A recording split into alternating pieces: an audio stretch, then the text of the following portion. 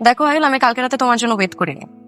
তোমাকে আমি 2 দিন ধরে বলতেছি যে আমার শরীরটা ভালো না, আমি একটু ডাক্তারের কাছে যাবো, চেক আপ করাবো। তোমাকে জিজ্ঞেস করিয়ে তো আমি ডক্টরের অ্যাপয়েন্টমেন্ট নিলাম। তুমি সময় দিতে পারো না। আচ্ছা, তুমি যদি আমাকে সময় নাই দিতে পারো তাহলে আমাকে একবার বলতা, আমি শুধু শুধু তোমার জন্য ওয়েট করতাম না। তুমি কি আমাকে আগের মতন করে আর দেখো? কি বলো? দেখি তো, এই যে তোমাকে এখন দেখতেছি। কোনো চেঞ্জ দেখতে পারতেছো না? হ্যাঁ, সেরকম কোনো চেঞ্জ দেখতেছি না, তবে তোমাকে আগের থেকে অনেক সুন্দর লাগছে। আমি নতুন হেয়ার কাট আর রূপ লাগ করছি। আগে তো এইসব ছোট ছোট জিনিস ঠিকই খেয়াল করতা, এখন আর কিছুই খেয়াল করো না। তাই তো বলি তোমাকে এত সুন্দর কেন লাগতেছে। আগে এইসব সবই নোটিস করতা, এখন তো সারাদিন ব্যস্ত থাকো কাজ নিয়ে। এমন একটা ভাব করো যে আমি তোমার জন্য এক্সিস্টই করি না। আপনি কি একা এসেছেন, না মানে আপনার হাজবেন্ড বা গার্ডিয়ান কেউ আসেনি? না, হাজবেন্ড তো আসে নাই, বাবা মা নেই। আপনি আমাকে বলতে পারেন, অসুবিধা নেই। আপনার মা কিভাবে মারা গেছেন? থাইরয়েড ক্যান্সারে। আপনার মাঝেও থাইরয়েড ক্যান্সারের সিমটম দেখা যাচ্ছে। ছোটবেলা থেকে আপনার মাঝে থাইরয়েডের ফল্টি জিনটি ছিল, এখন সেটা ধীরে ধীরে ক্যান্সারে রূপান্তরিত হয়েছে। কি হলো, তুমি খুশি হও নাই? খুশি হয়েছি। কি ব্যাপার, তুমি কাঁদতেছো কেন? খুশিতে কাঁদতেছি। তুমি খুশি যে এই জন্য। কি আশ্চর্য তুমি! দেখি চোখে পানি মুছে দেখি। আজকে আমাদের পার্টি করা উচিত, পার্টি। এখন তো কাউকে কল দিয়েও লাভ নাই, রাত হয়ে গেছে। তুমি পার্টি করতে চাইছো, পার্টি হবে। So happy for you. আচ্ছা, কি হয়েছে তোমার আজকে? এতদিন তো তুমি আমার উপর রাগ করেছিলে, আজকে এত ভালোবাসা কোথেকে আসছে? তুমি আমাকে ছেড়ে যাবে না তো? কি বলতেছ? আমি তো, দেখো আমি তোমার ছিলাম।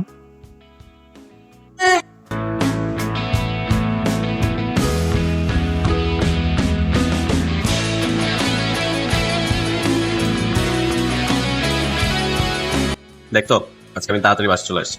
রাত 10টার সময় আমরা একসাথে বসে ডিনার করতেছি, ভাবা যায়? আজকে কি করলা সারাদিন? অফিসে গেলাম, একটা চেক সাইন করলাম, ওগুলা করতে করতে 12টা বাজলো। 12টার দিকে বের হয়ে সাবির ভাইয়ের সাথে মিটিং ছিল। বৃহস্পতিবার কাগজপত্রগুলো রেডি করলাম, তারপর রবিবারে টেন্ডারের কাগজপত্রগুলো রেডি করতে গিয়ে 7টা। তারপর 7টার সময় একটা মিটিং ছিল, ওই যে আমার তেল সাপ্লাই দেয় না জাফর সাহেব, ওনার সাথে। তুমি শিওর 7টার সময় জাফর সাহেবের সাথে মিটিং ছিল? হ্যাঁ, তো শিওর নয় তোমাকে কেন বলবো? 7টার সময় তুমি আনুষের সাথে ছিলা। খাওয়া বন্ধ হয়ে যাওয়ার মতন কিছু হয় নাই, তুমি খেতে খেতে কথা বলতে পারো। এখন তোমার মনে প্রশ্ন জাগতে পারে যে আমি কিভাবে জানলাম। আই এম সরি আহির, আমার আসলে উচিত হয় নাই। প্রত্যেকেরই নিজস্ব একটা স্পেস থাকে, নিজের প্রাইভেসি থাকে, কিন্তু রাত 1টার সময় যখন ফোনে টেক্সট আসে তখন আমি ভাবলাম যে হয়তো কোনো এমার্জেন্সি আছে, তাই আমি ফোনটা নিছিলাম হাতে। তখন দেখলাম আনুষের টেক্সট। আমি এক্সট্রিমলি সরি, আমার আসলে উচিত হয় তোমার পার্সোনাল টেক্সট চেক করা।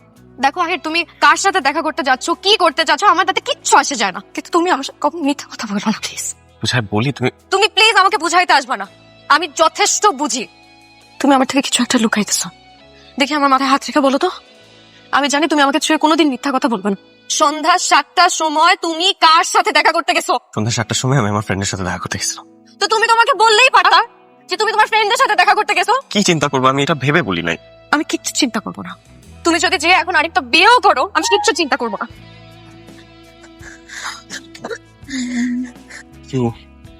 আমি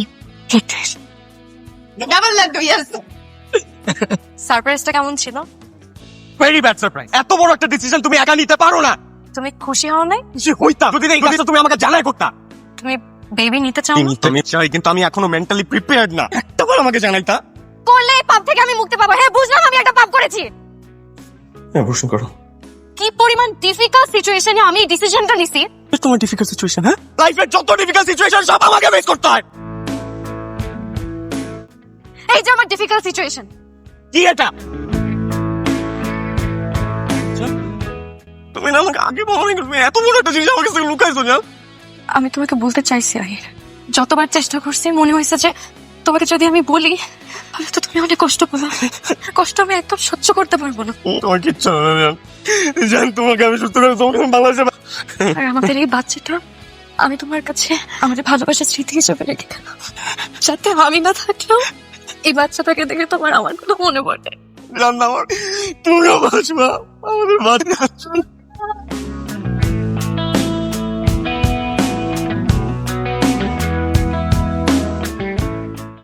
সবকিছু রেডি করে রাখ, আসতেছি। ভাই আর কতক্ষণ লাগবে? 10 মিনিট লাগবে, 10 মিনিট লাগবে। হ্যাঁ ঠিক আছে। মানে এরকম একটা ক্রিটিক্যাল সিচুয়েশনে আপনারা বাচ্চা নেওয়ার মতো ডিসিশন নেন কিভাবে? ভাই আমার বাচ্চা খুব পছন্দ, একজন মায়ের ইচ্ছাকে আমি কিভাবে অগ্রাহ্য করে বল? বুঝতে পারছি এটার সাথে আপনাদের পার্সোনাল ইমোশন জড়িয়ে আছে, বিষয়টা খুবই রিস্কি, অনেক ধরনের কমপ্লিকেশন আছে। ডাক্তার সাহেব, মা তো মাই, অনেক ধরনের কমপ্লিকেশি, ধরনের সমস্যা আপনি কাছ তো মায়েরা বোঝে না, মা বোঝে তার সন্তানের হিসাব। প্লিজ ডাক্তার সাহেব দেখেন, করেছে। আল্লাহর উপর ভরসা রাখুন। আসলে যদি মাকে বাঁচানো যায় তবেই বাঁচানো সম্ভব, আর যদি মাকে বাঁচানো না যায় তাহলে বাচ্চাকে বাঁচানো সম্ভব না।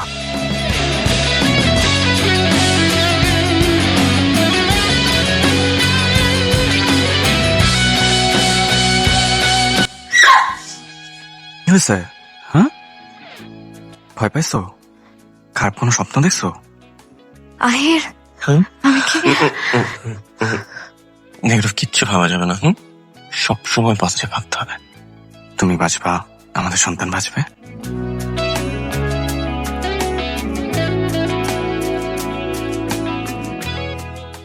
আল্লাহ কি এই শিশুর দিকে তাকায় ওর বাবা মাকে বাঁচাই দিবেন? আল্লাহ এই বাচ্চার মুখের দিকে তাকে বাঁচাই দিবেন। আমাকে বলো নাই কেন? বলতে চেয়েছিলাম, বিশ্বাস করো, তোমার মতোই বলতে পারি নাই। কিছুবার সবকিছু দেখে দেওয়ার এত তো ছিল, তুমি এত অসুস্থ, অথচ একটা বার আমাকে বুঝতে হবে। বিশ্বাস করো, আমি তো সবকিছু তোমাকে বলে বুকের ভারটা কমাতে চাইছিলাম। ওদিন জানতে পারি তুমি এত বড় বোঝা নিয়ে ঘুরে বেড়াচ্ছ। আমার কথা কিভাবে বলি বলো? বাবা কি নাম রাখবো? তুমি বলো।